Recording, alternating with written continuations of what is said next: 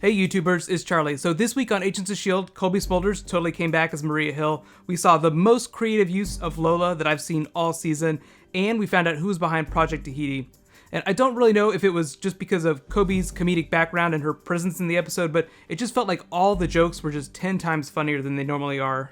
If you're finding me for the first time, I typically do Marvel videos every Tuesday, along with bonus videos for the movies. But since Agents of S.H.I.E.L.D. is almost over, and because today we found out who the new Star Wars cast is, those bonus videos are going to take the place of S.H.I.E.L.D. So be sure to subscribe to get everything, and leave me suggestions for future bonus videos. So let's talk about what an awesome S.H.I.E.L.D. agent Robin Sparkles is. Careful for spoilers from the episode if you haven't seen it yet, but here we go. Top 5 moments. Number 5, Ward is Hitler Youth. Their big fight was a nice explosion that I'd really been waiting to happen for a long time. I wasn't really digging the Mr. and Mrs. Smith diner scene, so whenever they finally did have it out on the bus, I was really happy. Usually when you put characters in these confessional scenes is when the truth starts to come out, and we learned a couple things. First off, Skye has memorized part or most of the S.H.I.E.L.D. handbook. Chapter 1, Red Skull was a Nazi, founded Hydra, ergo, people who join Hydra are Nazis. Funniest line in the episode.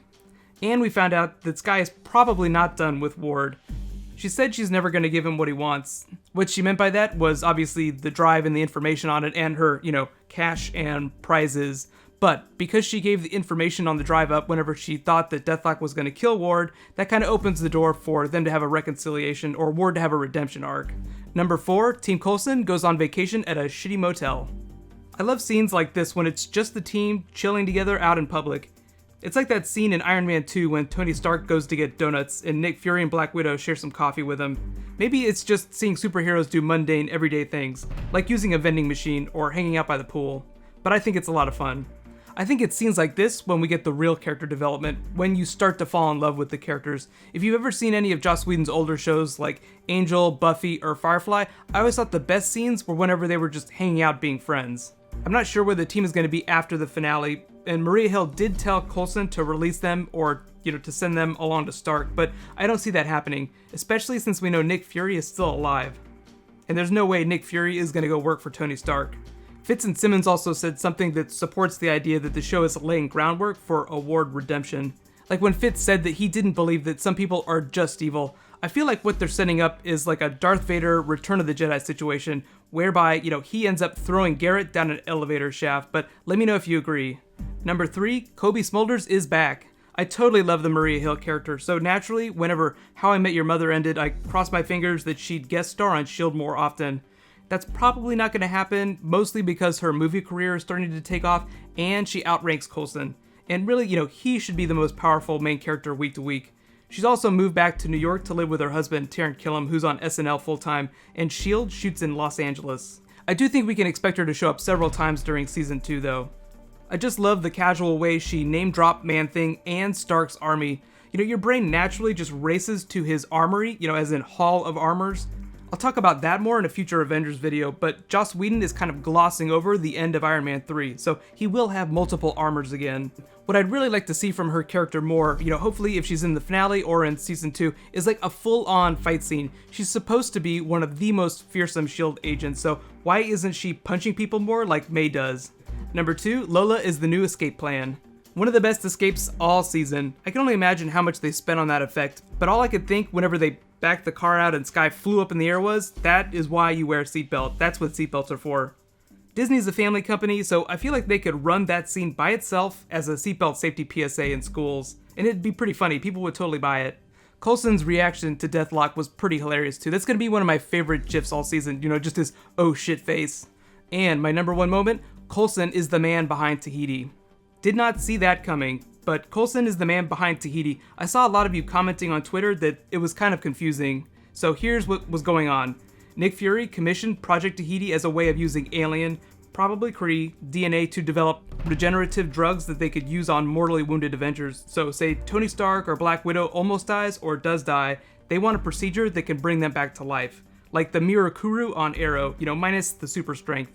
But just like on Arrow with the Mirakuru, the alien blood just made everyone flip their shit. So the only way to fix that was by rewriting people's memories, so Coulson thought that was so shady that he basically tendered his resignation to Fury and told him to scrap the project. What probably ended up happening after that is that Fury did scrap the project, but then Coulson died during Avengers, and it was still sitting there in the bunker, so Fury used it on Coulson, and based on those notes, knew that he had to rewrite Coulson's memories so that he wouldn't go crazy and die. Again. So Fury wasn't trying to be a dick about it, he only rewrote Coulson's memories so that he would survive the procedure. He wants his friend to stay alive. Samuel L. Jackson is guest starring on the finale, so I'm sure there's going to be a scene where the two of them just resolve that issue. But now it's your turn. Let me know what your favorite moment was. Was it the Lola escape? Was it Tahiti? Or was it Cobie Smulders? I think we should call that Chloe Bennet haircut the Lola. So whenever you go in to get your haircut and you tell them you want the Lola, they just stick you in front of a blow dryer for like 15 minutes. It's perfect for Halloween costumes. Overall, I give the episode a B+. I love seeing Maria Hill again, and the way they used her character to bridge between Winter Soldier and Avengers 2 was great.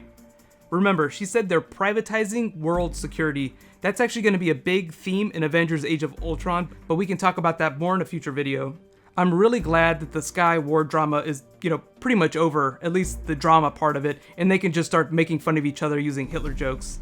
That Coulson Tahiti twist was a really nice wrinkle. I was actually surprised by that, so I'm always really impressed when a show can surprise me. I hadn't really been invested in it too much, and I think a lot of us ended up thinking that it was going to be another Alexander Pierce Hydra reveal, but I do like the real explanation better. I mean, really, no one can hurt you as badly as your friends can hurt you, so he and Fury are going to have some serious words. All that being said, I'm really excited to see where the end of the season leaves the team. I don't expect them to disband, but they might start taking funding from Tony Stark. I have a feeling he'll be funding the Avengers by the time we get to Age of Ultron. Remember, privatizing world security.